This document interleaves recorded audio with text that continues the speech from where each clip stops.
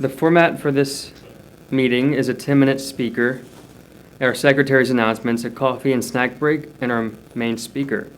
Our first speaker for tonight is Margo.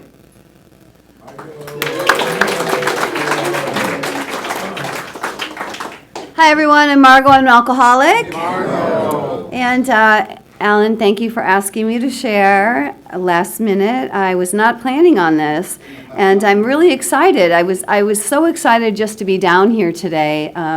This was my home group for a very, very long time, for many, many years, and I happened to be in the vicinity and realized that there was a meeting here tonight, and I thought, oh, I could go and celebrate because my sobriety date is May 18th, which is today, 2003. So I am celebrating 21 years of sobriety tonight, and that is just insane for an alcoholic like me. Like, a day is insane for an alcoholic like me, but 21 years is unfathomable. Like, I really don't know how I got here, you know, other than the only thing I did right was I didn't pick up a drink. That was it. I got here out of complete desperation. I had gotten to the place where I knew if I continued to drink, I was going to die. I was going to end up, you know, in a gutter with my throat slit, or I was going to crash a car, or I was just going to overdose. You know, I was at that point. I had drank for 27 years. I started drinking at 13, so you don't have to do the math. I got sober at 40. I'm 61 now, so I have 21 years of sobriety, so just so you don't have to do the math. I have a sponsor. I have the same sponsor I've had since I walked into the rooms on May 18th, 2003, and that's a miracle that someone didn't give up on me. You know, I'm so grateful for the women in these rooms that held my hand, you know, put their arms around me, kept me safe on all those moments when I didn't think I could make it another day. So thank you, everyone, for being of service. Oh, hi, my friend. It's so nice to see people that I haven't seen in so long. I moved to the Valley about 4 years ago because my mom has dementia, and I'm taking care of her. And I really miss being down here in the South Bay, I'll tell you. Welcome if you're new. I just want to say, you know, if you're not sure if you're an alcoholic, one great indication might be like normal people don't end up at an AA meeting on a Saturday night. Just maybe, I don't know. But take a look at, you know, do you have an obsession of the mind? That's one of the things that was really prominent to me in the Big Book when I started reading it, was that I have that obsession of the mind. I just want to drink all the time. And if I'm not drinking, I'm thinking about drinking. I'm trying to figure out when I can get my next drink, right? And is anyone paying attention to how much I'm drinking? Can I go back to work after having several cocktails at lunch? You know, obsession of the mind. And then the physical allergy that's described in the book is absolutely part of my alcoholism, you know. Once I take a drink, I can't stop. I take a drink, I want to take another drink, I want to take another drink, and then it takes me. And that's just the way it goes, you know. And the spiritual malady that's created because of that, because of the obsession of the mind that leads me to picking up a drink that kicks in the allergy, creates this giant hole in my being. This giant hole in my spirit. And when I got here, that was the one thing that was really evident to me, was that I had a big, giant, gaping, emotional, spiritual hole. And there wasn't enough alcohol or drugs to fill that hole, you know. But what did fill it was the fellowship in Alcoholics Anonymous. What did fill it was walking through the steps with my sponsor. What did fill it was being of service to other alcoholics. And I didn't think any of those things would work for me. You know, those didn't seem like things that I wanted or needed in my life, you know. So I'm very, very grateful for the recovery that I do have. I'm just checking my time here because I talk a lot. Sorry. I want to make sure I don't go over. So, I stopped it. Okay, that's smart. Awesome. So I will tell you just really briefly, if you're new, I'm going to identify what it was like for me. I drank, I blacked out, I woke up with guilt, shame, and remorse. I drank, I blacked out. I woke up with guilt, shame, and remorse. I swore I'd never drink again. The next day I drank. I blacked out. I woke up with guilt, shame, and remorse. And that was just my story. Not everybody's a blackout drinker. Not everybody wakes up with guilt, shame, and remorse. But that was my story. That was what happened for me. And one day I woke up and I had the realization that I just couldn't keep going like this. I couldn't keep doing it or I was going to be dead. And so I was very fortunate. I was one of those alcoholics that even though I had no intention of stopping drinking, I knew about Alcoholics Anonymous because I had dated a fabulous alcoholic and he had gotten a bunch of DUIs and got court ordered to go to AA meetings. And, I thought, well, there's going to be alcoholic women there and I know how alcoholic women are because I'm one of them. And there's no way he's going by himself. So I went with him, I went with him to get his court card signed. And what happened was, without me even knowing it, I heard the message of Alcoholics Anonymous. I heard the message of hope. I remember hearing a woman share one day from the podium, and she told my story. And I thought, she seems so happy. She seems so light and so cheerful. And she doesn't look the way I feel inside. So there must be something here. So when I got to that point where it wasn't working anymore and I didn't know what to do, I called back when you had to do 911 or 411 and you couldn't look it up on your phone. I called my Rotary 411 and got the number for Alcoholics Anonymous. And one of you fabulous people who were sober and volunteering at Central Office picked up the phone and got me to a meeting. And I remember three things at that meeting. I remember everyone was so kind, and I sat in the back with a hat pulled down, and sunglasses on. I didn't want anyone talking to me. I remember a woman named Alabama came up and handed me a big book, and she gave me my very first big book, which I still have to this day. And she said, "Child, go home and read the first 164 pages. It'll save your life." And I knew that I was sitting in the back, not saying, "Oh, God, please don't let me drink," but saying, "God, please don't let me die," because that's where I was. I knew I was going to die. And she said, "This will save your life." So I went home and I read the first 164 pages like a good alcoholic addict, in 24 or 48 hours. Like I made a pot of coffee and just stayed up and read it because I wanted to save my life. And I remember someone handing me an AA directory and saying, "Know when your next meeting is. And just don't drink until then, because you might hear something at that next meeting that'll keep you coming back. If you didn't hear something tonight, if I didn't have anything to say that you can identify with or that will keep you coming back, know when your next meeting is. And just don't drink until then. Because there's always hope in the rooms of Alcoholics Anonymous. There's always a message of transformation. What I've found is doing the 12 steps are not the reason why I'm not drinking. Doing the 12 steps are the reason why I get to live a happy, joyous, and free life today. Doing the 12 steps are the reason why I love being of service to other alcoholics, because someone sat down and went through the steps with me and allowed my life to transform and allowed me to become a new person without judging me, without, kicking me aside. No matter what I told her, my sponsor she just stayed with me and held that pain for me, And so now I get to do it for other women. I will say that today, what it's like today is quite amazing. Like, this is how I ended up at this meeting tonight, okay? I'm going to just tell you this, because this is the miracle of living a sober, happy, free life today. So I woke up, and I knew it was my 21st birthday, and I thought, well, I don't have any plans to take a cake anywhere, and my mom's in the hospital, so I'll go see my mom. And I'm officiating a wedding over in Playa del Rey, and so I'll get dressed and I'll go over and officiate the wedding. And so I did that, and then my brother texted me and said, "Hey, I'm playing, I got asked last minute to play this little gig in Palos Verdes. Can you come? It's at 5. My brother's a musician." And I said, "Sure." So I drove down to Palos Verdes and went and heard him play. And then all of a sudden I was like, wait, he's done at 6:30. I could go to American Martyrs. I haven't been there in 4 years, and I love those people. So that's how I ended up here tonight. And so, Alan, thank you again for asking me to share. I will say that if you are having a problem with God, if you're new and you're having a problem with God, just get over it, It's a spiritual program. Pick something outside yourself, something bigger than you. Pick the group of drunks in this room as your God, if that's what you need to do. That's what I did for my first couple years of sobriety.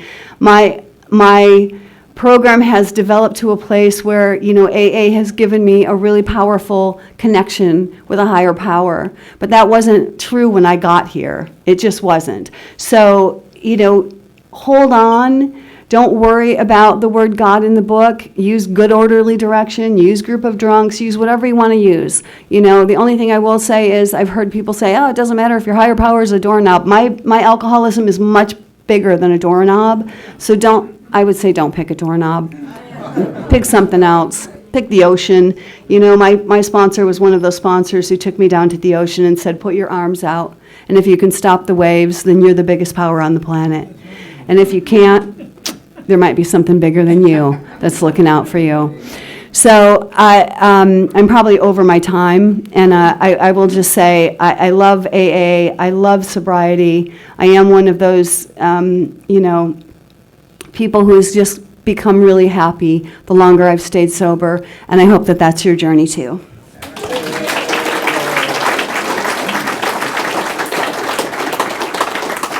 Wow, thank you, Katie. Okay.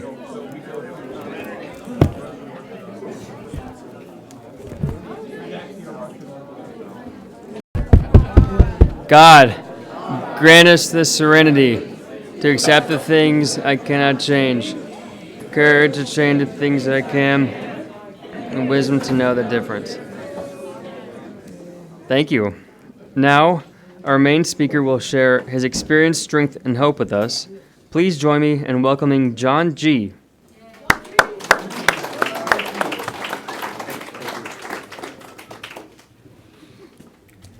My name is John Graff, and I'm an alcoholic. I want to thank Alan for inviting me out to participate in my recovery. I thought I was going to have to take Margo down to the ground. I was sitting there trying to mind my own business, and I see this hand reach over, and all of a sudden one of my waters is gone, and I'm like, I was like, what the hell, and then she smiled at me, and I was like, okay, all right. I've always been a sucker for a pretty face. You got your 10 minutes. Stop. She did. I To the microphone. It's not real loud in the back. That's the first time anybody told me I'm not loud, Joe. Thank you.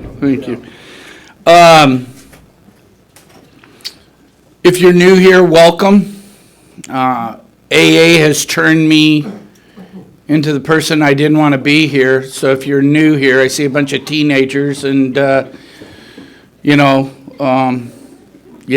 you stay here, get ready, buckle up. You can talk about higher power and helping others and all that good stuff. And I remember I was 26 years old. I would sit at these meetings, and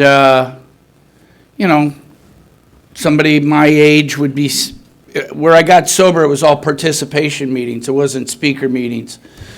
So Grandma would be talking about losing Fluffy, and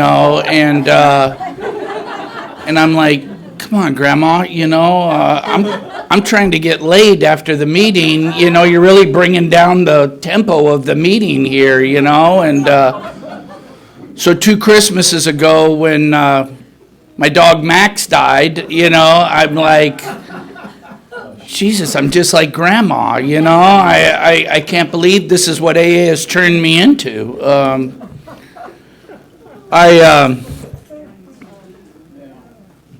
It's true though. You stay here for a while. I don't want to make it seem as if I don't have problems, because that used to drive me nuts when I was new. People had, everything, I walk hand in hand with God. I have birds sit on my shoulders. They whisper scripture in my ear. And, that's not my case. I have burnt my life to the ground many times in Alcoholics Anonymous, and you don't have to drink. You don't. I mean, I I've come to these rooms, I've taken bad actions, and I've paid the price for it, you know. But as my late sponsor used to say, people don't get drunk making mistakes.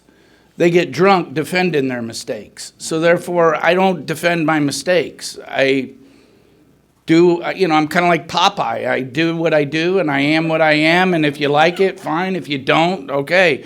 If you relate to this talk tonight, I'll guarantee you're a sick individual, and you better get that book, and you better get busy tonight. If you don't, you'll go to a candlelight meeting. I'm sure you'll hear something that'll pique your interest, you know. I'm the youngest of four. I'm the baby of the family. I'm from a busted home that didn't mean anything. We're in the projects in Kansas City, Missouri.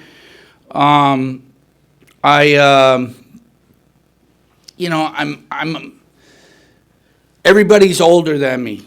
Like, the closest one to me is 8 years older than me, and he hates my guts. And I don't say that to be cute or funny or anything like that.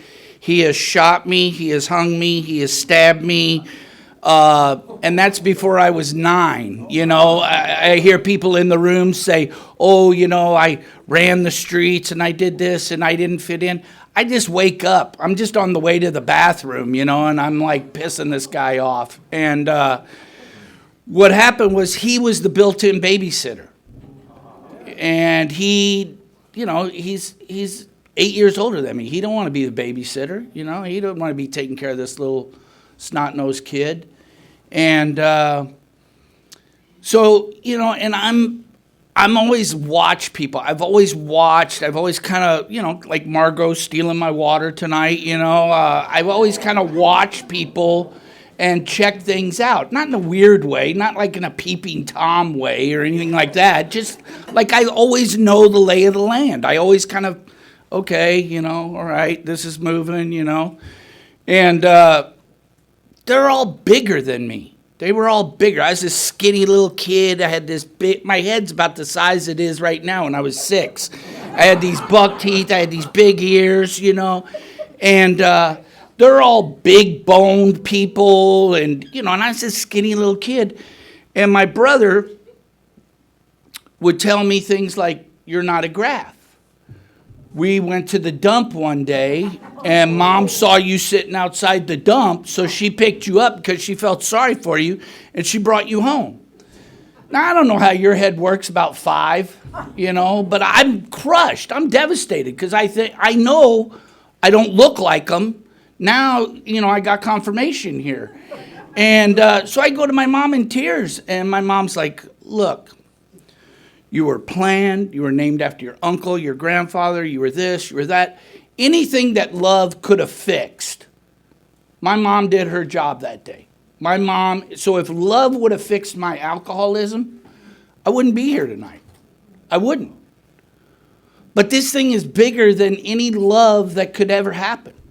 And I know that to be true because I just buried my cousin who held himself up in a Motel 6 room down in San Diego after years and years and years of being exposed to this program. Years and years and years of extensive help, and drank himself to death. I know that because my nephew, the night before his was going into a treatment center, put a gun in his mouth and blew his head off. There's no love that can fix that. There's no love that can go down that road. There's no love that can conquer alcoholism. There isn't. So if love was going to cure me, love would have cured me that day. And it didn't, because here's how my head works. In that book, it talks about the fact that there's this strange mental twist with us. And that strange mental twist to me looks like nobody can love me that much. Nobody can love me that much. As much as my mom was trying to sell that, at the age of 5, I knew she was lying. There's nobody that can love me that much. And I can prove that to this day. Me and Joe were talking before I got up here. I used to live up here in Westchester.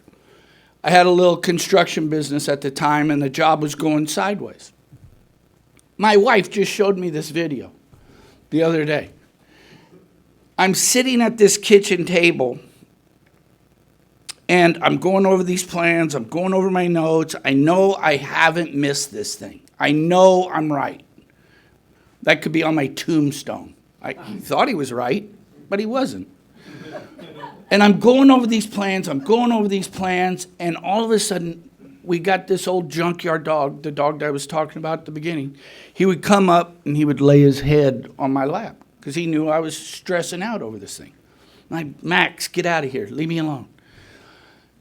This went on for about 5 or 10 minutes, and my wife is laying on the couch watching this whole thing go down.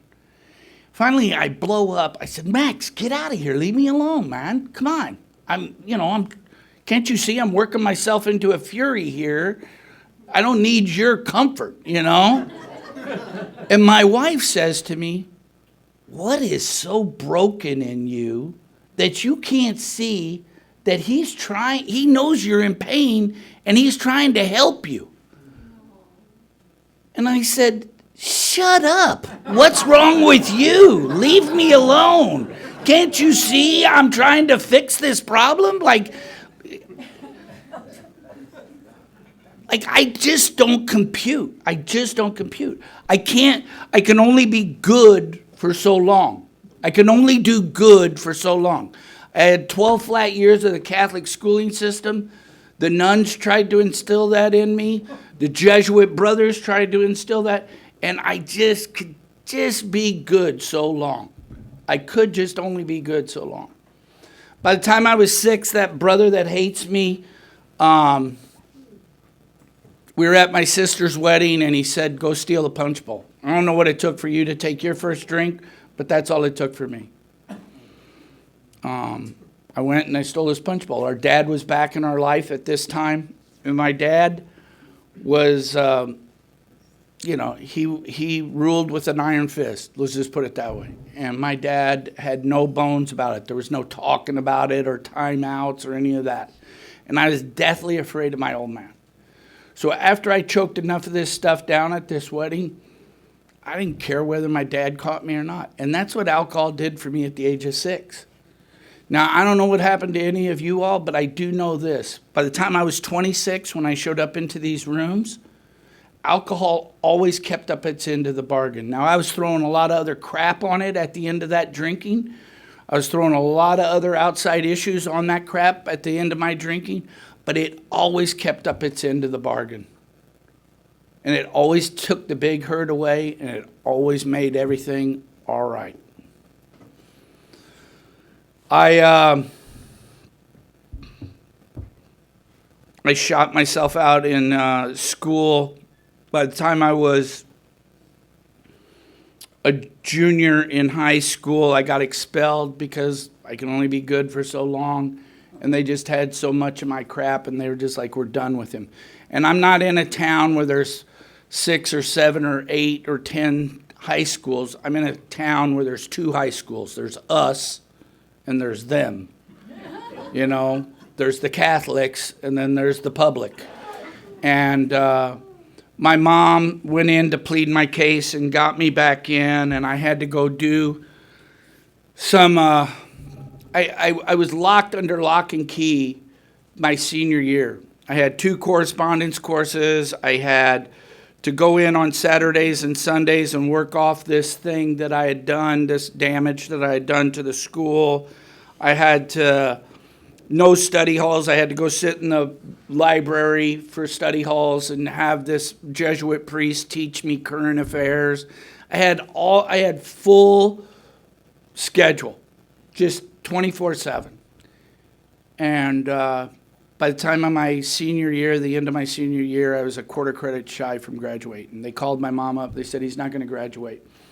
My mom, in all of her wisdom, went in and left in tears. My sister went in after my mom, and she said, okay, I guess he's going to have to come back a whole nother year for that quarter credit. And the principal goes, you know what? I found that quarter credit. And that's how I got out of school. It just didn't weigh out, you know. I don't wake up and feel guilt and remorse. I'm having a good time. I'm just having a good time. But my good time means a bad time for somebody else. And I'm just having a good time. You know, that's all I'm doing. By this time, my buddy gets busted for stealing this cop's car. Not a cop car, but a cop's car. And we're stealing cars at this point in our life because they bring the most money, and, you know, we're having fun doing that. And so what happens is he gets busted, and I know I'm going down because I've already been through the system as a juvenile. I've already been pushed around, all of that fun stuff.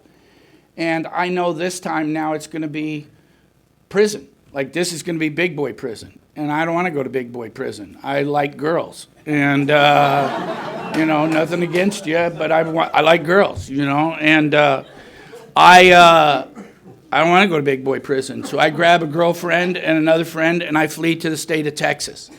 And the only thing I know about the state of Texas was the drinking age was 18. I didn't have any plans. I didn't know anything about the state of Texas. Nothing. And but I knew the drinking age was 18. And I hit Texas. I hit Corpus Christi. When I was 18 years old, my girlfriend was 16. Me and the friend get in a fight. He moves out. The girlfriend gets pregnant. I'm in the cantina that night, and I'm happy. I'm excited. I'm going to have this little baby born to me. And I'm excited. I'm not thinking, oh, crap, now my life's screwed. I'm excited. I'm buying pitchers of beer. I'm running on the pool table. I'm listening to Vicente Fernandez on the jukebox, you know. And I can't get over, this is the way I'm living my life. This is the way I'm living my life, but I never knew this when I was 18 years old.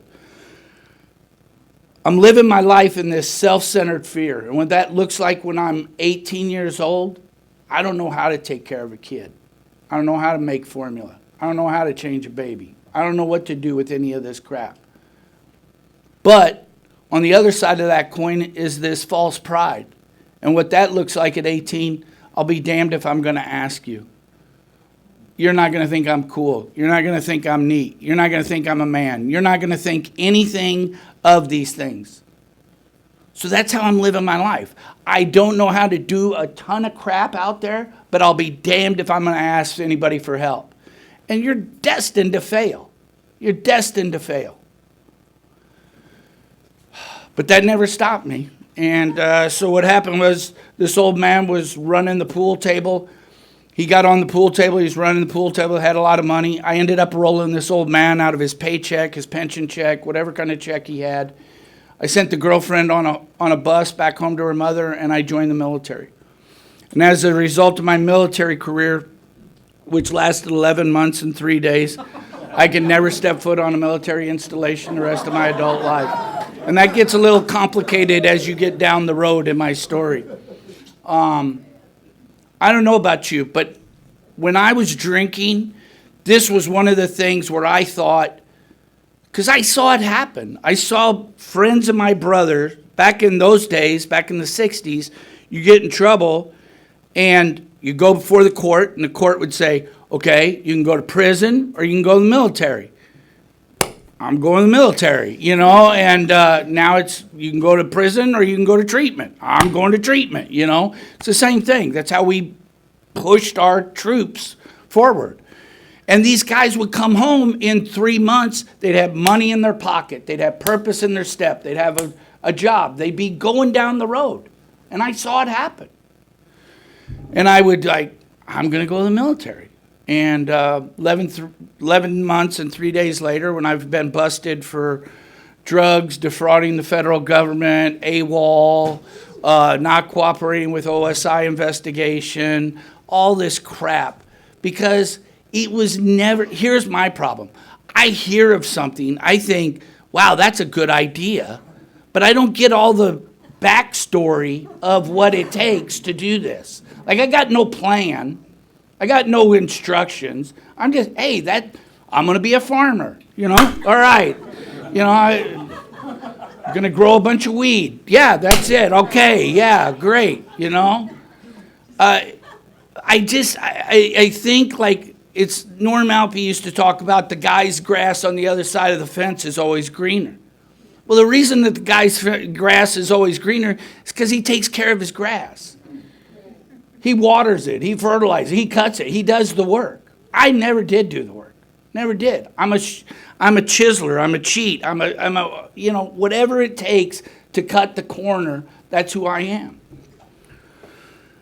So at this point in time, my daughter was born, and in about a 5-minute drunken phone call, what I was so excited about, I dismissed her out of my life in about a 5-minute drunken phone call. And I would love to sit here and tell you, oh, I was that hard, or I was that cruel, or I was that, disconnected, or alcohol took all that away, and it never did. Never did. I always knew when her birthday was, always thought about her on the holidays, it would just pop in my head. And there used to be an old boy around here called Wino Joe. Wino Joe used to talk about the fact that you're driving through life in a station wagon, drinking, and you're throwing all your problems in the back. And then when you get sober, you hit the brakes, and all those problems come up in the front. And that was exactly my life. That was exactly my life. I hooked up with another lady that was already born, had 2 boys already born to her. And I just put this family through hell. And they were 6 and 10 when I got together with her, and by the time I left it was 8 years later. And by the time I left, they were going to school to sell dope for me. I'm ripping them off, they're ripping me off, and we're one big happy family. I had a union career in the Teamsters, and I've burned that to the ground. I'm 110 pounds, I'm yellowish green, I got open sores all over my body, and I don't have a problem. I don't have a problem. I got a cash flow problem. I got a deal problem. I'm waiting for the next deal to go down. That's who I am. Me and the wife get into it one more time, and I ended up walking out. And what happened was I ended up out at this truck stop, and I called my mom up about 2 a.m, see what she's doing, check in. And my mom, my brother, that one that hated me, had gotten sober in something called A&A. And he did this stupid thing, which he started taking our mom to this stupid thing called Al-Anon, which really started putting the damper on me working my mom, And what happened was, I said to my mom, I just left Judy and the boys. I said, I want to come home. It's about 8 years that we've been doing this dance. And my mom said, you know what, Johnny? She says, I'll send you a plane ticket. She says, but I am not going to bail you out of jail. I'm not going to come put money on the books for you. I'm not going to come and pay for your lawyers. I'm not going to allow you to wreck my cars. I'm not going to allow you to ruin my life anymore, Johnny. And I said, all right. I said, why don't you bring Jeff and maybe I'll go into treatment. And I no more meant that than the man in the moon. And because I didn't feel like I belonged here when I came to you people. I didn't feel like I found my home. I didn't feel like I found the answer that I was always looking for. I hated this thing. I can remember telling my brother at his kitchen table that I hate Alcoholics Anonymous. And my brother looked at me like everybody's been looking at me my whole life and was like, what in the hell is the matter with you? And I was like, what in the hell is the matter with you? They gave us 10 commandments and we couldn't even live by them. Now they're giving me 12 steps and they want me to go around and tell these people, I'm a good thief. I'm a good thief. And now you want me to go back to these people that don't know that I stole from them and tell them that I stole from them so I can get another day of sobriety. Oh yeah, I see how this is going to work. This is really going to be good.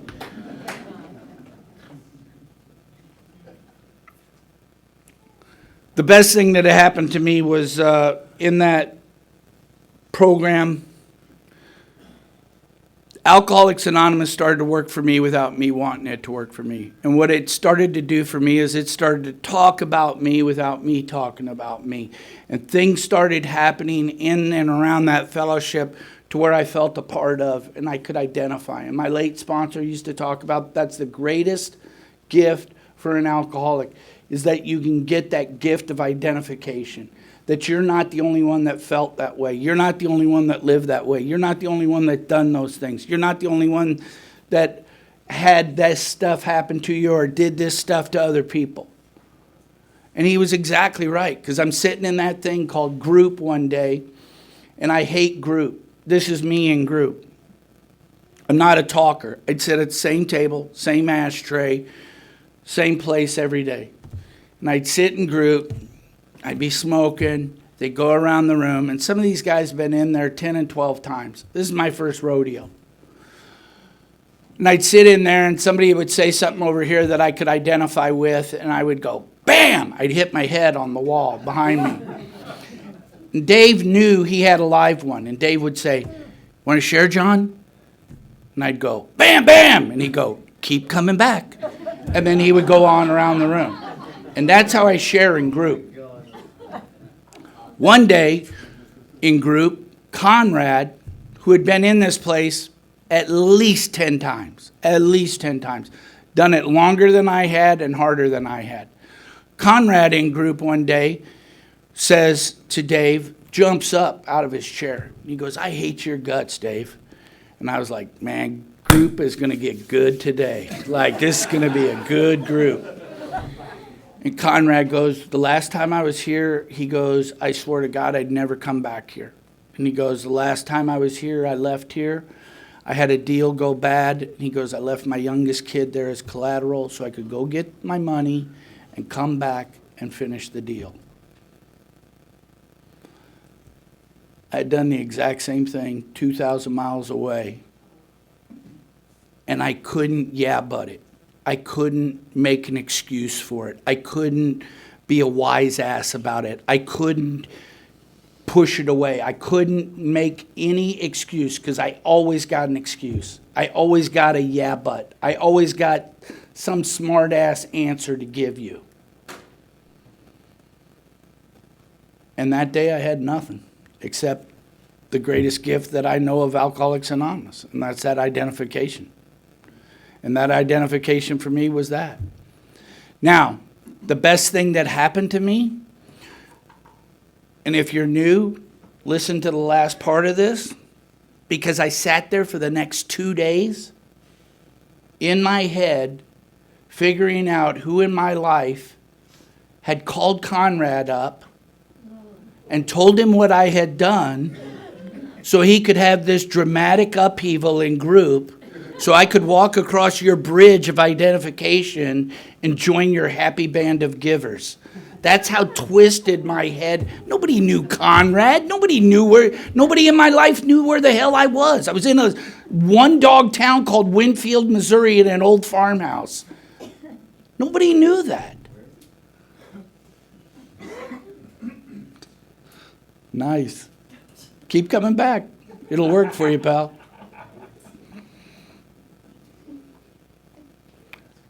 I ended up, got out of that place on Mother's Day. And I sat in these meetings, and I hated these meetings.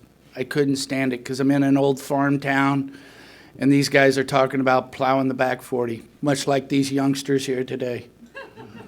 And I ain't got nothing in common with them. I got nothing. I'm thinking, what are you going to tell me about alcohol? What are you going to tell me about life? I did a 4-way hit of acid one time, and I smoked a joint with Jesus. Or he said he was Jesus. I don't know. What are you going to tell me, Leander, as you're plowing the back 40 with your 10 high whiskey? What are you going to tell me? That's how arrogant and stupid that I am. Because I got the only gift in this program that's going to save my butt, and I'm scoffing at it. Because I'm not done. I'm not done. what happened was I had a guy that I went to school with came into that meeting, and Rennie still had everything I lost. Rennie still had the house, still had the wife, still had his kids, still had his job. And Rennie would go in and out, in and out, in and out. And Rennie walked out into his garage and put a shotgun in his mouth and blew the back of his head off. And I was like, and then you would see people and then you wouldn't see them. And I'd say, hey, where's so-and-so? And they'd say, oh, didn't you hear? So-and-so caught a case. And so-and-so's down. Or so-and-so hit an oak tree and he's up in the hospital and we don't know when he's coming out. And I just was one of those things where I came by nothing by my own. And my brother, God rest his soul, pulled me up one day and he said, look, if you're going to play your games around here, go play your games, but don't play them around here. Don't come around my church and play your games. And I ended up, I got this old redneck cowboy to be my sponsor, and he was just, that's what he was. He was a redneck cowboy. And this guy started taking me through the steps the best way that he knew how. When I was 3 years sober, he got mad at Alcoholics Anonymous, and he stopped coming to AA. And I was running around, and I was acting basically like I had been drinking, only worse. I had my stepson's head pinned against the kitchen wall, begging him to swing on me. I was just angry, bitter angry. And eating a bullet sounded like a good idea at 3 years sober. And that's the best that I could do. I thought I had done everything that Alcoholics Anonymous had to offer. I ended up calling this man up because I became friends with a lady named Karen Garrison. And Karen, I called Karen up and I said, Karen, this is what's going on for me. And she said, oh, honey, call my sponsor. He'd love to sponsor a jackass like you. And I ended up calling this man up 2,000 miles away. I was sitting in my garage and I made the vow to myself. I said, whatever this man asked me to do, I'm going to do.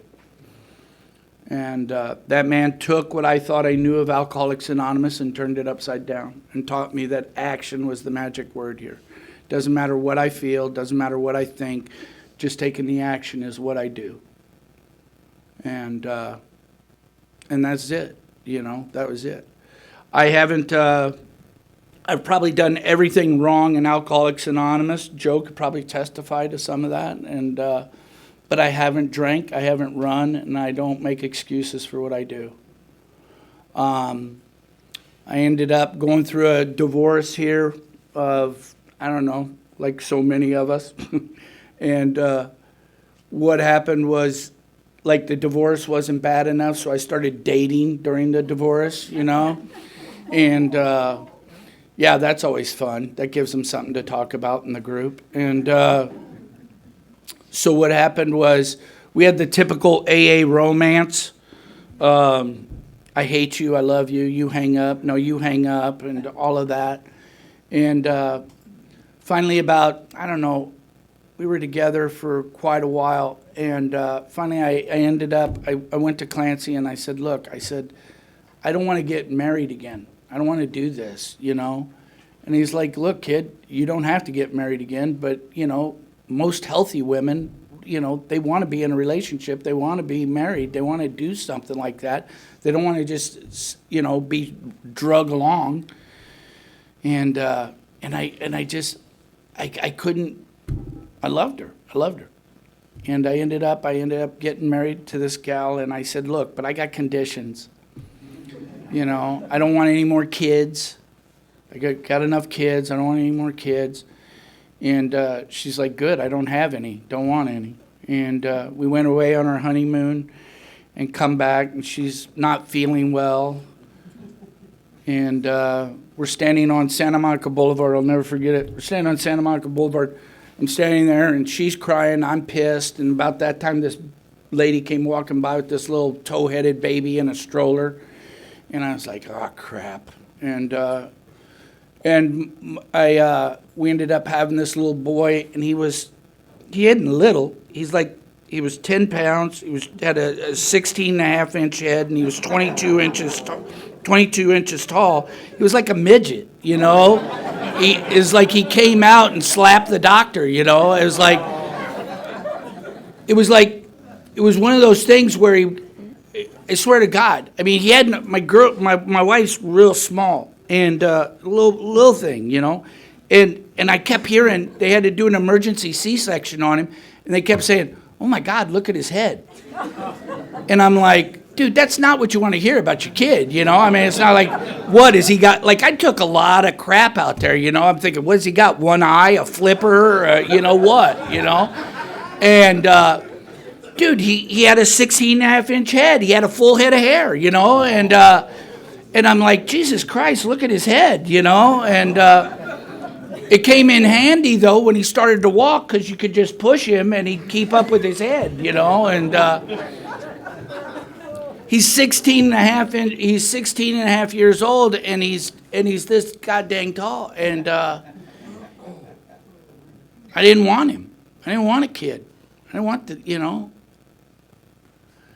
And that's the thing, man. There's so much of that in my life. Like that daughter that was that I raised, you know, with going through that divorce.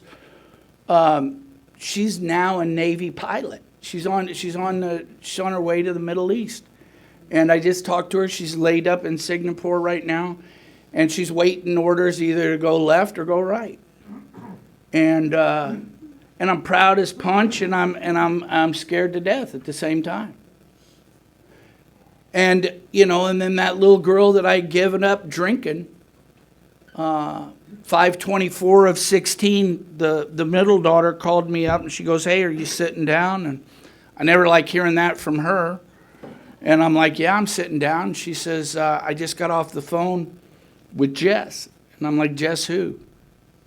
She goes, your first daughter, Jessica. Every time I came to the amends step to make that amends, every sponsor I had always told me the same thing. They all told me the same thing of, leave that little girl alone. She probably doesn't know anything about you. She probably is adopted. She probably is well cared for. She probably doesn't even know how to spell your last name. Leave her alone. You took chicken shit actions, and you want to go up and show up and say, "Hey, it's Daddy, here I am," so you can feel better. And they were exactly right. That's what I wanted. I wanted to make the big hurt go away. And I listened to them, and every one of those sponsors did not have the same experience going on in their life as I did. But I hated the direction. I would sit in these meetings. I would hate hearing you guys get reunited with your families. I just hate on that. 5/24 of 16, I got to talk to that girl for the first time in 37 years. For the first time of following direction in my life, I could start seeing the hand of God. The hand of God where they say, don't leave 5 minutes before the miracle happens. Well, my God ain't got a Timex or a smartwatch. You know, his time took 37 years for me to get that one. You know, I can't figure it out. I can't cut the corner. I can't chisel. I can't cheat. It happened as it happened. As those men that didn't have the experience but had the working knowledge of Alcoholics Anonymous and those 12 steps in their lives, they instilled that in me. Because by my own hand, I'm going to screw it up. By my own hand, I'm going to cut myself short. By my own hand, I'm going to be a smart ass. By my own hand, I'm going to sell myself short every time. So if you're new here tonight, the best thing I can tell you is throw it in. Give up the fact that you don't know what's good for you. Give up the fact that there's a better way here. We're not pushing it. We're not going to send you to the LAX and, you know, beat the tambourine and sell books for us. We could give two craps, really. We hope you stay. We really do. I do. I remember those guys in San Francisco when I was a kid. I was like, what the hell's going on here, you know? But that's what I thought when I came down. It was like, okay, what are these guys going to ask, you know? Like, what is the angle here? I always thought of the angle. I never thought anything was straight up. The best thing I can tell you is this. There's a part in that book, and it's called There Is a Solution. It says, almost none of us like the self-searching, the leveling of our pride, or the confession of our shortcomings, which is basically what I've done here tonight. But we've come convinced of the hopelessness and futility of life as we had been living it. I don't know about anybody else in here, but I am truly convinced of the hopelessness and futility of my life a week ago, a month ago. Because if I'm not going forward, I'm going backwards. And there's always something for me, trust me, always something for me to improve on. I am not an angel. I am not a saint. You know? My big thing now is I have a 16-year-old that doesn't have a license that tells me as I yell at cars in traffic, you know, if you just wouldn't look at them, there'd be no problem. Like, shut up. I'm giving you a ride. Like, what are you doing, you know? If you're new here tonight, I hope you can make that surrender and give it a shot. Thanks.